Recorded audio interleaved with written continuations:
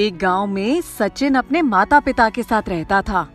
उसे जानवरों से बहुत प्यार था, लेकिन सचिन की माँ हमेशा सचिन को डांटती कि ये जानवरों से इतना प्यार अच्छा नहीं है। सचिन कभी भी किसी जानवर को भूखा या बीमार नहीं देख पाता था और उनकी मदद के लिए हमेशा तैयार रहता था। सचिन ने एक बिल्ली पाली थी जिसका नाम उसने लाली रखा था। सचिन लाली को बहुत लाड करता और उसके साथ ही खाना खाता। सचिन जहाँ भी जाता उस बिल्ली को साथ लेकर जाता।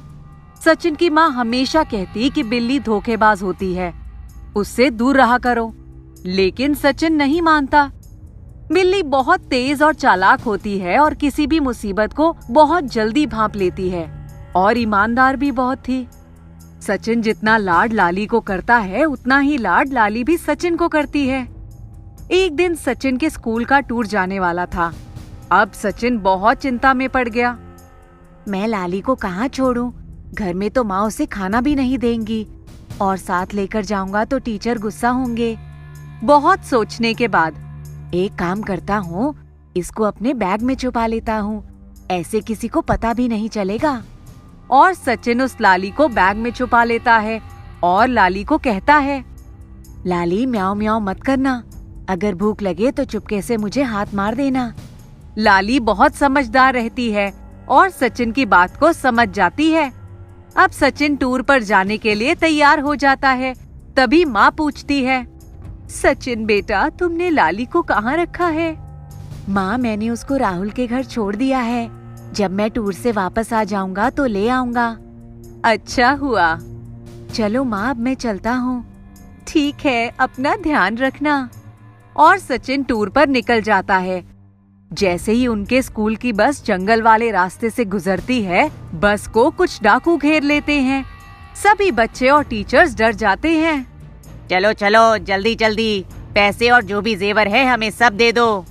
बच्चों के पास तो कुछ नहीं होता, लेकिन बाकी टीचर्स के पास जो भी सामान होता है डाकू लूट लेते हैं और सभी बच्चों को बंदी बना लेते हैं और उनके माता पिता को पैसों के लिए खबर भेजते हैं। लाली सारी परिस्थिति को चुपके से देखती है। सचिन उसको चुपके से एक चिट्ठी देता है और कहता है कि ये चिट्ठी जाकर पुलिस को दे दो। चिट्ठी में लिखा होता है कि डाकुओं ने सबको कहाँ छुपा रखा है और ऐसे रास्ते के बारे में लिखा होता है जिससे पुलिस आराम से डाकुओं को पकड़ ले। लाली वहाँ से वो चिट्ठी लेकर चली जाती है। अरे ये किसकी बिल्ली है? और ये चिट्ठी? जैसे ही पुलिस चिट्ठी पढ़ती है, समझ जाती है और उस जगह पहुंच जाती है। पुलिस को देखकर डाकू घबरा जाते हैं और भागने लगते हैं। जैसे ही वे भागते हैं, पुलिस उनको पकड़ लेती है और उस बिल्ली और सचिन की बहुत तारीफ करती है। सब फिर टूर पर जाते हैं और जब वहाँ से वापस आते हैं तो सचिन और उसकी बिल्ली लाली को उनकी समझदारी के लिए राष्ट्रपति पुरस्कार देते हैं। सचिन अपने घर आकर माँ को कहता है, देखो माँ, लाली ने कितने सारे लोगों की जान बचाई। हाँ बेटा, मुझे अपनी गलती का एहसास हो गया। अब वे लोग लाली को बहुत लाड और प्यार से रखते हैं।